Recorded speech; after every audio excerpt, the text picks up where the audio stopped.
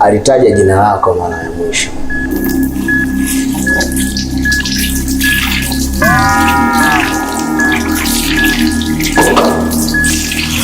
Kuna kitu nataka kukuambia lakini naogopa.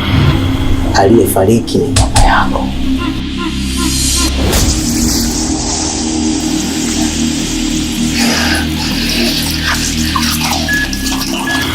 Na kama una kumbukumbu, nimeshawahi kukwambia kwamba sura yako inaonekana kama umebeba jeneza.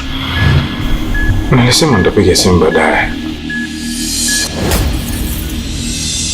Kwani baadaye ndio lini?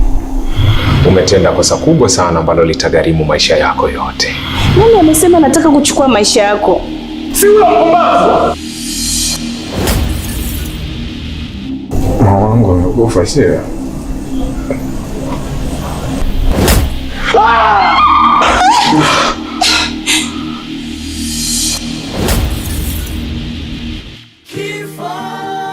Kifo kimenyakuwa bila huruma, kimemwacha mtoto